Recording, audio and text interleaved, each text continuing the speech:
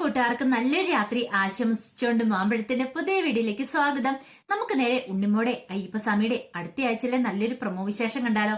അങ്ങനെ കഴിഞ്ഞ ദിവസം നമ്മൾ കണ്ടു കുറുപ്പേന്റെ സാവിത്രിയുടെ വിഷമങ്ങളൊക്കെ മാറ്റാനായിട്ട് ബാലികാദേവി അങ്ങോട്ട് വരുന്നുണ്ട്. അങ്ങനെ ബാലികാദേവി വന്നു കഴിയുമ്പം അവിടെ വെച്ച് അപർണയുടെ ഏട്ടനെ അമ്മേനെ കാണുന്നുണ്ട്.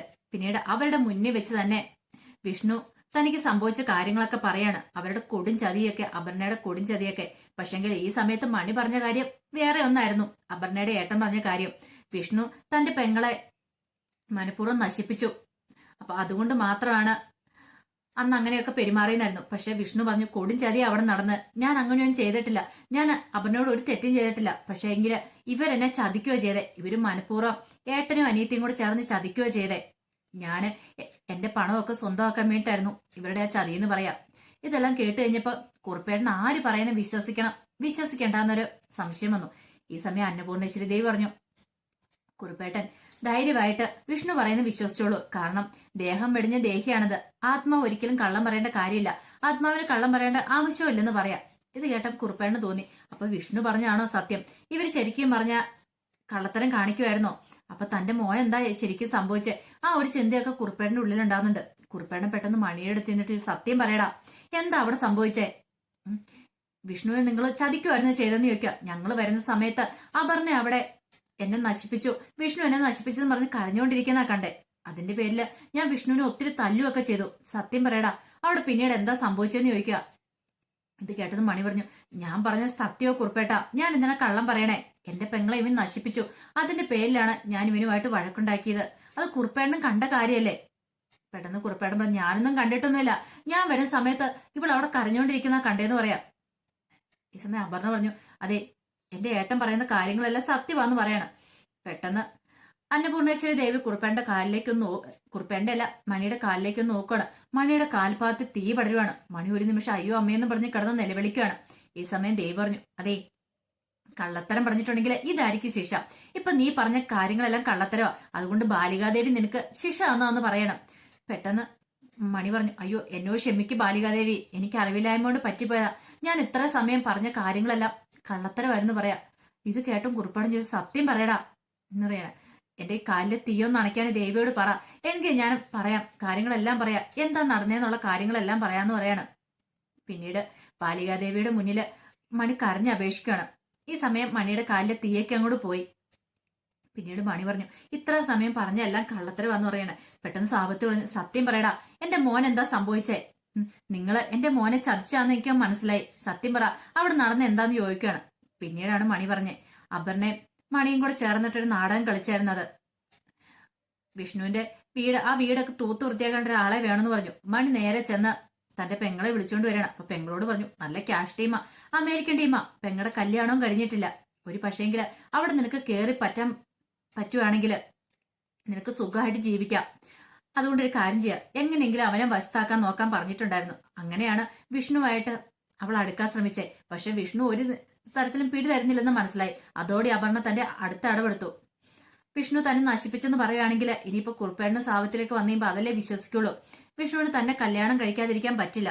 അപ്പൊ അങ്ങനെ ഒരു നാടകം കളിക്കുകയോ ചെയ്തേ. ഈ പ്രശ്നങ്ങളെല്ലാം നടന്നു കഴിഞ്ഞപ്പോ കുറുപ്പേട്ടനും സാവത്തിനും കൂടെ വിഷ്ണുവിനെ വിളിച്ചിട്ട് പറഞ്ഞു, നീ അവളെ വിവാഹം കഴിക്കണമെന്ന് പറയാം. പക്ഷെ വിവാഹം കഴിക്കാണ്ട് വിഷ്ണു ഒരുക്കമല്ലായിരുന്നു. കുറുപ്പേട്ടനും സാവത്രിയും അവരാരും കൂടെ അമേരിക്കയിൽ നിന്ന് ഇങ്ങോട്ട് വന്നത് തന്നെ ഒരു കല്യാണം കൂടാനായിരുന്നു, ബന്ധുവിന്റെ കല്യാണം കൂടാനായിരുന്നു. അങ്ങനെ ബന്ധുവിന്റെ കല്യാണം എല്ലാം കഴിഞ്ഞു കഴിഞ്ഞ് അവര് പോവാൻ തുടങ്ങുമ്പോഴാണ് കുറുപ്പേട്ടനോട് സാവിത്രിയോട് അപർണ വന്ന് ആ കാര്യം പറയുന്നത്, താൻ പ്രഗ്നന്റ് ആണെന്നുള്ള കാര്യം, വിഷ്ണുവിന്റെ കുഞ്ഞ് എന്റെ വയറ്റിൽ വളരുന്നുണ്ടെന്നുള്ള കാര്യം. ഇതറിഞ്ഞു കഴിഞ്ഞപ്പോ കുറിപ്പാട് സാവിത്രിക്ക് എന്ത് ചെയ്യണമെന്ന് അറിയത്തില്ല. വല്ലാത്തൊരു അവസ്ഥയായിപ്പോയി. അവരങ്ങനെ അമേരിക്കയ്ക്ക് പോണ സമയം അവരെ തിരികെ മടങ്ങുകയും ചെയ്തു. പക്ഷെ വിഷ്ണുവിന് മനസ്സിലായി എത്ര വലിയ ചതിയായി ഇവർ ചെയ്തിരിക്കുന്നത്. അപ്പൊ അത്രയും വലിയ ചതി ചെയ്ത് കഴിയുമ്പോൾ അതങ്ങനെ വെറുതെ വിടാൻ വിഷ്ണു ഉദ്ദേശിച്ചിട്ടില്ലായിരുന്നു. വിഷ്ണു എന്ത് ചെയ്യണം, അങ്ങനെ ഇവരെ കാണാൻ തന്നെ തീരുമാനിച്ചു. അപർണ അമ്മയും കൂടെ വരുന്ന സമയത്ത് അപർണയോട് ഇനി ഒരു സത്യം പറയടി, നിന്റെ വയറ്റിൽ എന്റെ കുഞ്ഞു വളരുന്നുണ്ടോന്ന് ചോദിക്കുക. ഇത് കേട്ടത് അപർണ പറഞ്ഞു, ഉണ്ടെന്ന് പറയാണ്. നിന്റെ ദേഹത്ത് പോലും തൊടാതെ എങ്ങനെയാണ് നിനക്കത് പറയാൻ പറ്റുന്നത്? അപ്പൊ നീ എന്നെ മനഃപൂർവ്വം ചതിക്കുമായിരുന്നില്ലേ? എനിക്ക് മനസ്സിലായി. പക്ഷെ ഒരിക്കലും നിന്റെ ആഗ്രഹം നടക്കാൻ പോകുന്നില്ല. നിന്നെ കല്യാണം കഴിക്കുന്നുള്ള നിന്റെ മോഹം അതങ്ങോട്ട് മനസ്സിൽ നിന്ന് മാറ്റി വെച്ചേക്കാൻ പറയാ.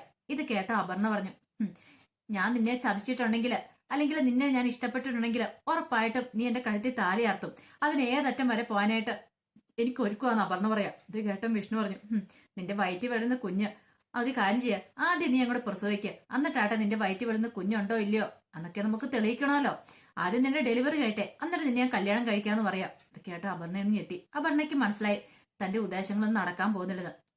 അങ്ങനെ അവരുടെ ഇടയിൽ ഒന്നും രണ്ടും പറഞ്ഞ് അവിടെ കിടന്ന് വഴക്കായി. അവസാനം അപർണ എന്ത് ചെയ്യുവാണ്, കൈ കരുതിയിരുന്ന ആ ഇരുമ്പുതണ്ട് വെച്ച് വിഷ്ണുവിന്റെ തല അടിച്ച് പൊട്ടിക്കുവാണ്.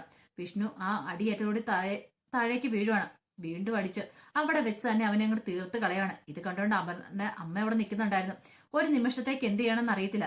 പിന്നീട് അപർണ വളരെ വിദഗ്ധമായിട്ട് വണ്ടി ഓടിച്ച് വിഷ്ണുവിന്റെ മേത്തേക്ക് കയറ്റി വണ്ടി ആക്സിഡന്റ് ഉണ്ടാക്കുകയാണ് ചെയ്തത്. അതാണ് ശരിക്കും പറഞ്ഞത് സംഭവിച്ചത്. ഈ കാര്യങ്ങളെല്ലാം മണി പറഞ്ഞു കഴിഞ്ഞപ്പോഴത്തേനും എന്ത് ചെയ്യണമെന്ന് അറിയാതെ വല്ലാത്തൊരവസ്ഥയായി പോയി കുറുപ്പേണ്ണ. സ്വപ്നത്തിൽ പോലും പ്രതീക്ഷിച്ച കാര്യമില്ല. തന്റെ മോന് ഒരിക്കലും അപകടം സംഭവിക്കില്ല, അവൻ നന്നായിട്ട് ഡ്രൈവ് ചെയ്യാൻ അറിയാവുന്ന, ഒരിക്കലും അപകടം സംഭവിക്കില്ലെന്ന് കുറുപ്പേണ്ണ ഉറച്ചു വിശ്വസിച്ചിരുന്നു. അവൻ രാത്രിയിൽ എന്നും രാത്രി വന്ന് എന്തൊക്കെയോ കാര്യങ്ങൾ തന്നോട് പറയാൻ ശ്രമിക്കുന്നുണ്ട്. പക്ഷെ അവനത് പറയാനായിട്ട് പറ്റിയിരുന്നില്ല. അപ്പൊ ഈ കാര്യമാണ് അവൻ പറയാൻ വന്നേ. തന്റെ മരണം ഒരു അപകട മരണമല്ല, തന്നെ ഇല്ല കൊന്നതാന്നുള്ള കാര്യം. ഇത് കേട്ടതും കുറുപ്പേട്ടൻ ചെന്നിട്ട് അപർണയുടെ കഴുത്തിനെ കൂടെ കുത്തിപ്പിടിക്കുകയാണ്. എന്നിട്ട് പറഞ്ഞു, അപ്പൊ ഇതായിരുന്നില്ലേ നീ എന്റെ മോനെ എന്തിനാടി ഇല്ലാതാക്കിയത്? നിനക്ക് പണമായിരുന്നു വേണ്ടെങ്കിൽ ഒരു വാക്ക് പറഞ്ഞാൽ പോരായിരുന്നോ? എത്ര പണം വേണം നിനക്ക് തന്നേനല്ലോ. എന്റെ മോന്റെ ജീവൻ നിന്നെ വെറുതെ വിടുന്നില്ല, പോലീസിലായിരിക്കുമെന്ന് പറയണം. പെട്ടെന്ന് മണി പറഞ്ഞു, അയ്യോ ദൈവത്തെ ഓർത്ത് പോലീസ് വിളിക്കില്ലെന്ന് പറഞ്ഞു. നിന്നെയൊക്കെ വെറുതെ പറഞ്ഞല്ലേ എന്നും പറഞ്ഞിട്ട് കുറുപ്പേട്ടൻ പെട്ടെന്ന് പോലീസിനെ വിളിക്കുകയാണ്.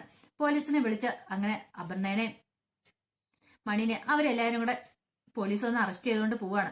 അങ്ങനെ വിഷ്ണുവിന്റെ ആത്മാവിന് മോശം കിട്ടുക. വിഷ്ണു ഇത്രയും കാലം ആഗ്രഹിച്ചിരുന്ന കാര്യം വരുന്നത് അങ്ങനെ അപർണയുടെ കള്ളത്തരങ്ങളൊക്കെ വെളിച്ചത്ത് കൊണ്ടുവരണം, അവർക്ക് ശിക്ഷ കിട്ടണം എന്നുള്ള കാര്യം. പിന്നീട് കുറുപ്പേട്ടൻ വിഷ്ണുവിനോട് പറഞ്ഞു, എനിക്കൊരു അബദ്ധം പറ്റിപ്പോയി മോനെ, ഞാൻ നിന്നെ കുറച്ച് സമയത്തിനാണെങ്കിലും നിന്നോട് ഞാൻ ദേഷ്യം കാണിച്ചു, ഞാൻ നിന്നെ തെറ്റിദ്ധരിച്ചു, എന്നോട് പൊറുക്കണം എന്നൊക്കെ പറയാണ്. അങ്ങനെ വിഷ്ണുവിന്റെ ആത്മാവിന് മോക്ഷം കിട്ടുകയാണ്. കുറുപ്പേട്ടന് സാവിത്രിക്ക് എന്തെന്നില്ലാത്ത സന്തോഷമായി. കുറെ വർഷങ്ങൾക്ക് ശേഷമാണെങ്കിലും കാര്യങ്ങളൊക്കെ അറിഞ്ഞല്ലോ. അപ്പൊ വൈഷ്ണവി എന്ന് പറയുന്നൊരു മോളില്ല, ആ മോള് ഇവരുടെ അല്ല, കാരണം അതിനെ തട്ടിക്കൊണ്ട് വന്നെന്നുള്ള സത്യങ്ങൾ അതും കൂടെ മണി പറഞ്ഞിട്ടുണ്ടായിരുന്നു. ഒരു കുഞ്ഞിന് വേണ്ടിയിട്ട് കുറെ അലഞ്ഞിരുന്ന് നടന്നു. അങ്ങനെയാണ് അവസാനം ബാലികാദേവിനെ വരെ തട്ടിയെടുക്കാൻ ശ്രമിച്ചതെന്നൊക്കെ. അവസാനം അങ്ങനെ ആതിരനെ കണ്ടു കിട്ടുമായിരുന്നു. അങ്ങനെ ആതിരനെ വൈഷ്ണവിയാന്നും പറഞ്ഞുകൊണ്ട് ഇവിടെ കൊണ്ടുവന്ന് കാണിക്കുകയൊക്കെ ചെയ്തതെന്ന് പറയുകയാണ്. വിഷ്ണു മരിച്ചു കഴിഞ്ഞിട്ടും അവരവരുടെ അഭിനയം തുടരുക ചെയ്തേ. കാരണം ഒരു കുഞ്ഞ് പറഞ്ഞു, ആ കുഞ്ഞ് ഇപ്പോഴും ജീവനോടെ ഉണ്ട്, അങ്ങനെയൊക്കെ പറഞ്ഞുകൊണ്ട് തെറ്റിദ്ധരിപ്പിക്കുക ചെയ്തേ. അങ്ങനെ അവൾക്ക് കുഞ്ഞിനാന്ന് പറഞ്ഞുകൊണ്ട് പണമൊക്കെ വാങ്ങിക്കൊണ്ടിരിക്കുന്നു ചെയ്യുന്നുണ്ടായിരുന്നു. പക്ഷെ കുറുപ്പേണ്ണ സാവിത്രിക്കും അതിനെക്കുറിച്ചൊന്നും അറിയത്തുമില്ലായിരുന്നല്ലോ. അങ്ങനെ ബാലികാദേവിയുടെ മുന്നിൽ കൈകൂപ്പി തൊഴുത് കുറുപ്പേട്ടൻ പറഞ്ഞു, ഇത്രയും വർഷങ്ങളായി, 10-12 വർഷങ്ങൾക്ക് ശേഷം എന്റെ മനസ്സിലെ വിഷമം ഇപ്പൊ മാറി. എന്റെ മോൻ ഇത്രയും കാലം എന്നോട് പറയാൻ വന്നിരുന്ന കാര്യം എന്താണെന്ന് എനിക്ക് മനസ്സിലായി. ദേവിയുടെ അനുഗ്രഹം ഒന്നുകൊണ്ട് മാത്രമാണ് എന്റെ മോൻ ഇപ്പം മോക്ഷം കിട്ടിയത് എന്നും പറഞ്ഞ് കുറുപ്പേട്ടനും സാവിത്രിയും ബാലികാദേവിയുടെ കാൽക്കീഴിലേക്ക് വീണ് പൊട്ടിക്കരയുവാണ്. അപ്പൊ അതിന്റെ വിശേഷങ്ങളൊക്കെ നമ്മൾ അടുത്ത ആഴ്ച കാണാൻ പോകുന്നത്. അങ്ങനെ ആ വലിയ സത്യങ്ങളൊക്കെ മറന്നേക്ക് പുറത്തു വരികയാണ്. ബാലികാദേവിയുടെ അനുഗ്രഹമൊക്കെ അവർക്ക് ഉണ്ടാവുകയാണ്. അങ്ങനെ പൗർണമി പൂജയൊക്കെ കഴിഞ്ഞ് പഴയ ഉണ്ണിമോളായിട്ട് ഉണ്ണിമോൾ തിരികെ വീട്ടിലേക്ക് ചെല്ലുന്നുണ്ട്. അപ്പൊ ആ വിശേഷങ്ങൾക്കായി നമുക്ക് എല്ലാവർക്കും കാത്തിരിക്കാട്ടോ. ഒരിക്കൽ കൂടി എല്ലാവർക്കും നല്ലൊരു രാത്രി ആശംസിച്ചുകൊണ്ട് നിർത്തുന്നു. നന്ദി.